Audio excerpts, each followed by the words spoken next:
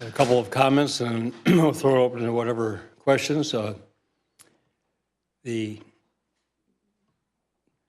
two sides, as you know, agreed on the mediator. I don't know Judge Solon, but he was at the top of our list, and I'm told he was at the top of the legislature's list, so that speaks very well for his qualifications. And so I don't know really, frankly, any more than that. They're talking about some possible dates. I sent some dates back when I would be available next week, and I've not heard anything definite on that. I'm going to be very reluctant to make many comments about the process or anything else because this is new territory for me. It's frankly new territory for almost everyone. So questions about the process and how it's going to unfold and you know, our position or another position, I'm going to not comment until I have a clear idea that that's permissible. I read what Judge Solon said in terms of his preference that it be handled in a certain way, and had not had a chance to discuss that even with my own counsel. So I don't have any take on it one way or the other, but I'm going to be reluctant that I don't say anything that in any way compromises the integrity of the process. Regarding Enbridge, you know, the legislature is really significant wisdom years ago set up the Public Utilities Commission and separate from the administration and separate from the legislature. And now we're seeing a prime example of why that's incredibly wise foresight. Everybody's many people are piling on for their own political advantage, and now that we've got an active campaign for governor, everything that happens or doesn't happen is going to be part of that political fodder. But I did not see the report that Commerce issued until they sent me a final draft last week. I read it. I said, I think it's very well written. I'm not going to change one word because I don't want to have any question of my interference. Our communication staff worked with Commerce's in terms of the disclosure of it yesterday and handling that part of it, but that was the extent of it. We made no material changes whatsoever in the document, and as I predicted, it would be controversial, and that's part of the process. Now there's 30 days for other parties to weigh in and rebut what Commerce concluded, and then it goes from there to, I guess, administrative law judge, and finally to the Public Utilities Commission, which again is entirely independent of me and the legislature, and that's the way it's supposed to be, and especially in controversial situations like this where there are many interests involved, there are many interests that disagree with one another, and you know, hats off to previous legislators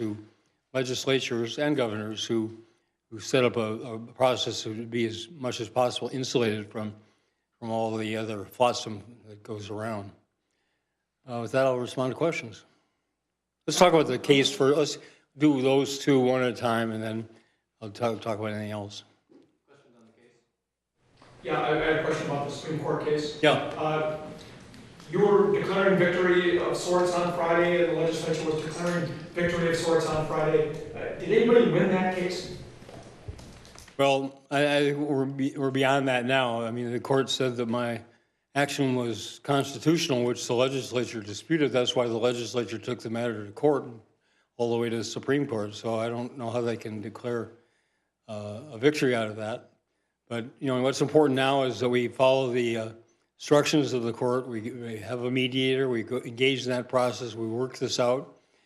There's some other important constitutional questions that haven't been addressed yet and resolved, and those need to be, as far as how this affects future legislatures, future governors, and the like. So I'll have an opportunity to clarify that, but that's really secondary right now in terms of timetable to getting this resolved so we can come to a satisfactory resolution and proceed. Just as a quick follow-up to that, the court also said your constitutional line item veto created an unconstitutional situation with the legislature not having funding and being able to operate? No, it did not say that I created that. It said that a constitutional measure cannot be, I can't remember the exact words, they're talking in a general sense, Not have an an unconstitutional unconstitutional outcome. I never proposed to defund the legislature. I proposed to force the legislature to do exactly what the Supreme Court ordered, which is come back and negotiate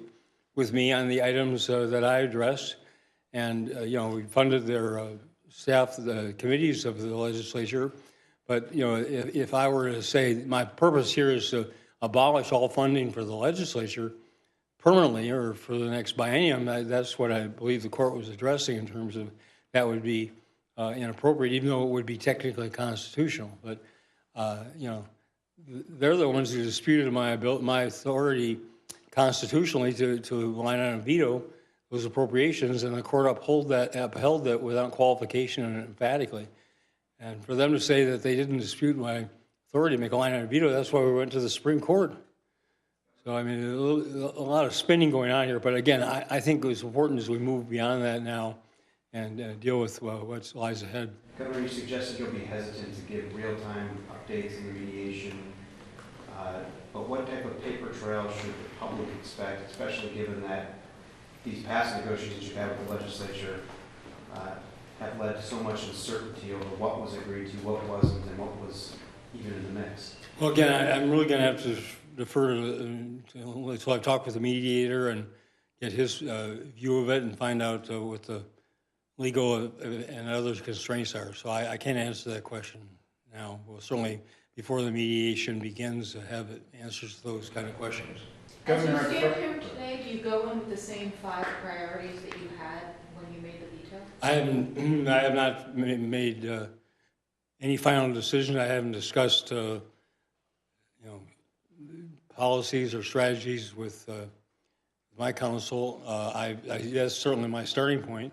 Those 5 areas. I certainly intend to put those out there as I did 3 months ago for, requirements for calling the legislature back into special session to resolve this. So, but again, that's the starting point and where we go from there.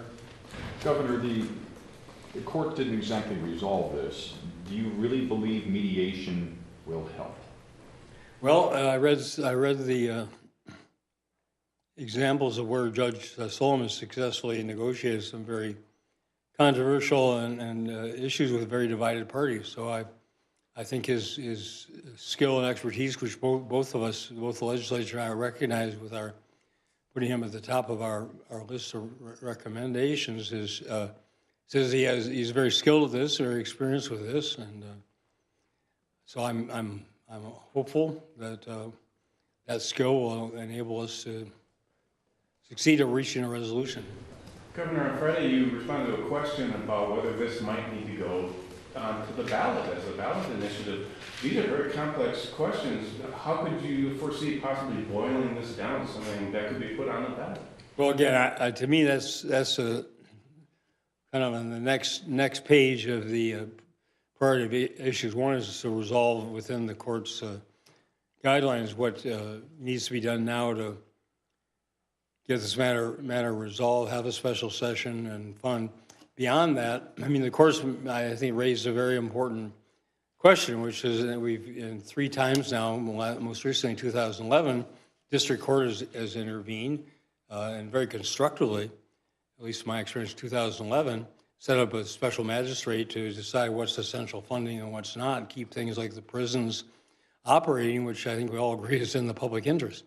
The Supreme Court, from what I gathered from the oral arguments, there are questions there, and inferring from their writing, but I don't, they speak for themselves, is saying, does the judicial branch have that constitutional authority to dictate which funds, even if both parties, as we did in 2011, ask the magistrate to do so, do they have that constitutional authority to dictate that there will be funds provided for certain functions? So, and that's just a very, this question hasn't ever been asked before. It wasn't asked in 2011. Somebody, I think, probably could have appealed the procedure back then to the Supreme Court, and is a live issue, but I think it's obviously one that's out there now and it needs to be resolved. And the court indicated they'd come back and take a further look at that again after this immediate situation is resolved. And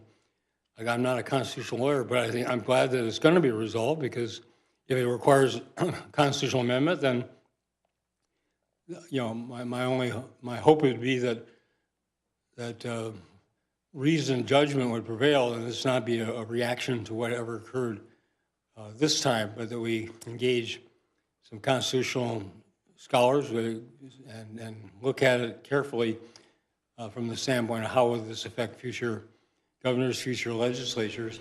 Am I hearing that possibly the question would be whether it would be legal, whether voters would allow the judiciary to provide that funding? Is that the question you're thinking, Michael, on that? I think that's a question that's been raised.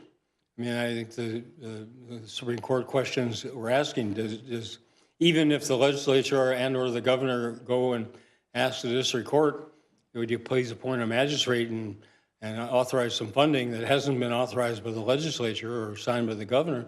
Do they have the authority under the Minnesota Constitution to do so? And that question hasn't been addressed by the Supreme Court, and I think it's important that it be addressed. And if they say no, if it comes to June 30th in the future, the prisons don't get staffed anymore. I mean, those are the kind of consequences that need to be considered and address what, whether it can be done by statute or if it needs a constitutional amendment. I'm not prepared to say, but those are the kind of questions that need to be asked after this immediate situation is resolved. Was it your legal strategy in 2011 that the courts did not have that authority and the governor did? No, it never came up. I mean, again, depending on the precedent of the two previous times where the court appointed not a magistrate, provided funds, the Judicial Council, whose budget was eliminated in 2011, was a party to that, to the magistrate, I'm told, and asked that their funding be included as essential funding so that the judicial branch could operate after July 1st. So, I mean, they themselves didn't really address this question, but it's a very valid question. So I think it needs to be looked at for the future. Governor, how about your sense of timing on this? Do you think this mediation ends quickly and goes to special session? Could it drag out to regular session? What's your thoughts heading into it? Well, my goal is to have it end quickly and satisfactory. Obviously, it has to both sides. To have a special session, get this matter resolved and move ahead. We'll see what happens. Governor, any concern about the legal fees being built up on both sides fighting this for who knows how much longer? Well, I'm concerned. I didn't want to go to court. I wanted to go to the negotiating table. That's what I said in my veto letter on May 30th. So, the legislature refused to do that and wanted to go to court and wanted to have my action declared unconstitutional. And so they forced the expenditure of funds on both sides. We've had excellent legal talent. I think the legislature has as well. Both private counsels have discounted significantly their fees, which I respect. But yeah, this is costly, and it's another reason why we need to get it resolved quickly. There are those who speculate, and forgive me for putting it this way, but they say given that the court has ruled, at least the first part of the opinion, in your favor, in other words, upholding the vetoes, that there's really no incentive for you to move very far Republicans' directions in these upcoming mediation sessions, that ultimately you can hold out and is that? I've heard the same case made for their side. I don't want to speculate on motives. I can say sincerely that my goal is to get this matter resolved through mediation and get it resolved as quickly as possible. And obviously, both sides have to agree to that resolution. But I don't know. I don't want to protract this any longer than absolutely necessary. As a means of resolving that, are you willing? You came in initially with the 5 points. Is that open to negotiation and then mediation? Well, everything's up for negotiation as long as it's legal, and whatever those 5 things that I propose would require a special session to approve. So whatever we should agree upon, legislature and their representatives and myself is not, I mean, it still has to be approved by the full legislature and signed into law by me. So that's my starting point. It's in writing, but I'm not prepared to say now where I see it going. I have no idea what the legislature intends to put on the table, so we'll start to find out next week. Going into this, Governor, would you feel that those tax cuts in terms of endangering the state's fiscal stability, that's still a big issue as far as you're concerned? Absolutely. Absolutely. All 5 of the issues, but 3 of them are tax related. They're all very important. Let's go on to the Enbridge or anything else. Governor, your attorney vigorously defended the idea that courts are always a stop as an emergency place to go for funding on an emergency basis. If the courts actually put their foot down on that and it doesn't go to a ballot, or at least successfully, what's going to be the ramifications going forward if that safety valve is no longer available? Well, that's exactly why I don't think it'll just go ignored. I think the Supreme Court will recognizes that question needs to be answered. And if they answer that there's not a remedy under the existing law and constitutional, then that's going to have to be addressed probably in the next legislative session. Again, I hope it's done wisely and carefully and not for some imagined political advantage, because it would be in effect for a long time. But I think, those questions need to be answered. Governor, on Enbridge, the Republicans are saying that basically your administration is in cahoots with, I think they said, environmental extremists on this. I mean, that's the point I was making earlier. That's why the wisdom of previous legislatures and governors was to insulate the Public Utilities Commission and what are very controversial decisions from that kind of political flotsam. And the fact that this came from the Republican Party and the fact that we got a governor's race that's already going on should tell everybody to be extremely suspicious of those who are taking one side or another because of their own political advantage. So, again, I don't make that decision in terms of certificate of need, and the Public Utilities Commission does. I appointed the 5 of them, but they have 6-year terms. They're independent. They were confirmed by the Senate, every one of them. There's a political balance as required in the statute. Everything was done to set up that group as independent from the governor and independent from the legislature, and thank goodness they are, so they can make this difficult decision in the best interest of all of Minnesota. Governor, let me ask you about Amazon, if I may, for a moment. You indicated last week that you want D to put together an application. How badly do you want to pursue them to come here, and how realistic do you think we could possibly have a chance? Well, I think we are. My belief is we are going to make an application. That process has begun, working with, led by the Commissioner Hardy and the Department of Employment and Economic Development, and working in collaboration with the greater MSP and with other interested parties, communities who have land they want to have considered and like. So the process is just beginning, but we're going to put together, I believe the deadline is October 15th, somewhere around there. We'll have an application. We're going to look in a very restrained way at offering any financial inducements, because especially given the 2 headquarters companies that we have here, which are so important, Target and Best Buy, and there are other smaller entities that are also directly or indirectly competing with Amazon. It'd be, I believe, and I think others believe, inappropriate to be offering tax dollars, tax incentives to try to induce Amazon to come in and that situation. We think we have a strong case to make, because the first and foremost consideration is the quality of the people that they would be able to hire and or attract to this area. And we've proven that this is one of the, for a number of reasons, one of the most attractive places for particularly young and middle-aged but top-level executives to consider. So we'll make our best application, and we'll see where we come out in the process.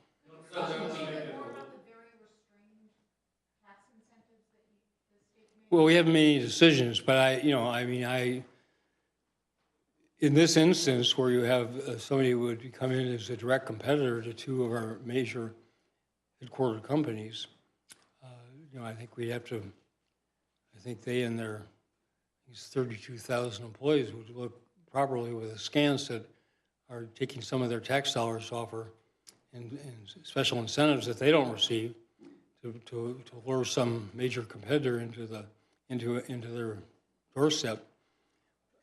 No decisions have been made on that. I was just saying that's a consideration.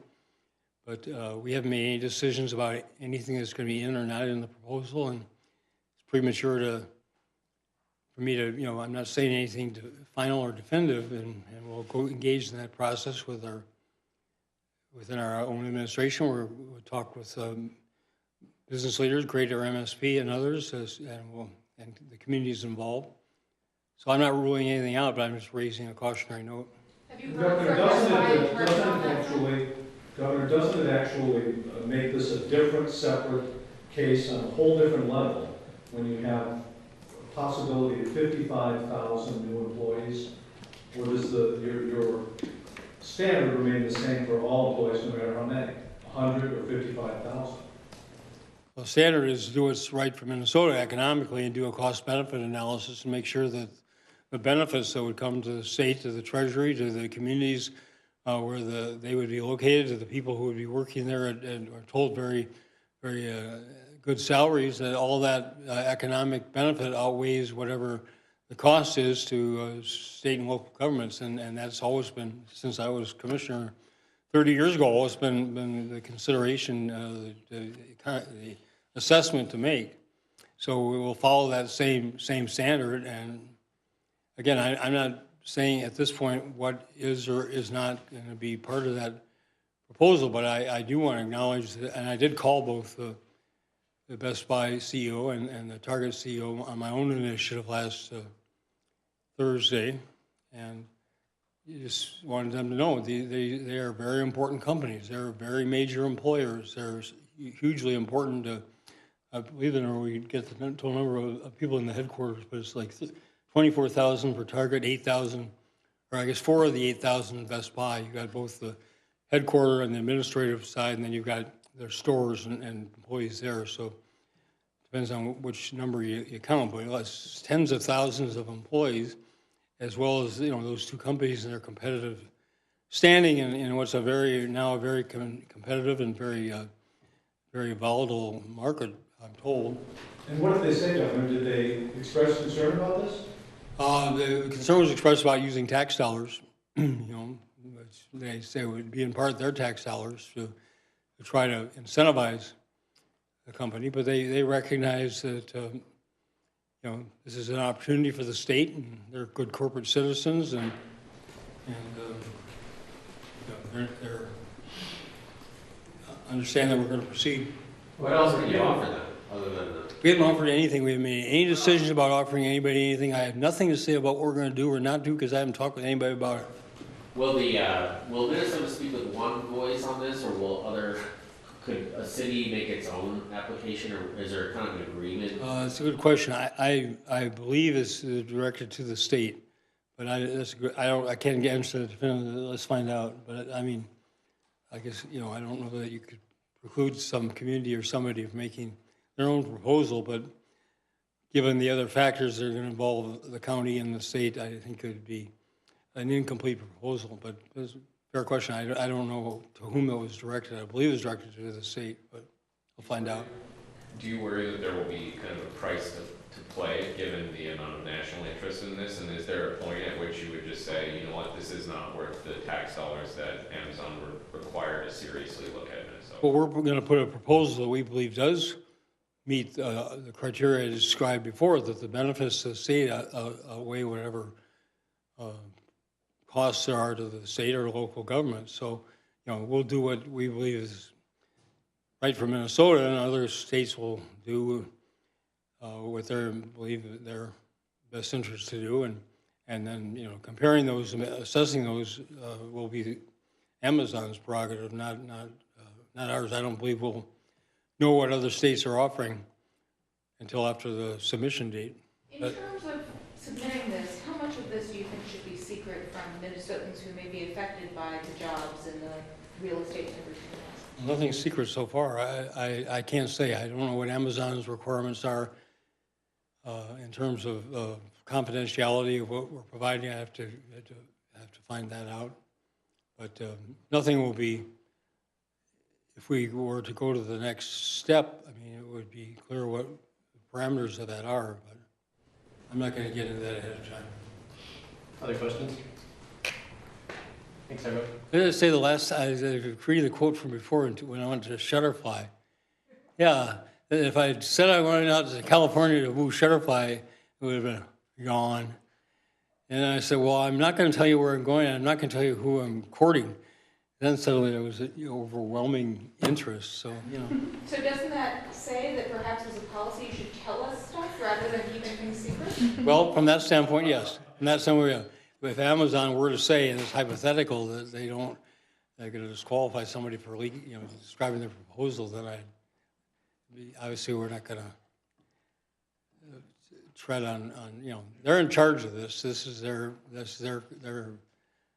determination, their prerogative. So we'll have to balance that out. But I have nothing to hide. I never had, going back to General Motors Saturn in 1984, never had anything to hide, and I got lots of press about that.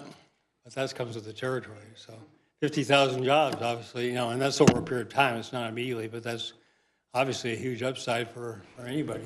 And Governor, how does this compare to the Saturn situation? Is it very similar in terms of all the states and metro areas going after it? Yeah, I would say it's like that in the sense that Saturn, I don't think they put out a formal RFP, but they let it be known publicly they're going to make this decision, and we competed for that. We were one of the, I think, handful of states who were asked to come in and make a presentation to the Saturn of the General Motors executives, so we made it to that round and weren't selected. But yeah, I mean, I'd have to look at the particulars in terms of what's similar and what's different, but it's the general idea that it's a publicly announced competition and that states are, at least we were invited to make a proposal, that's very, very similar. Well, Governor, how has the chase changed since you were in that economic development post 30 some odd years ago?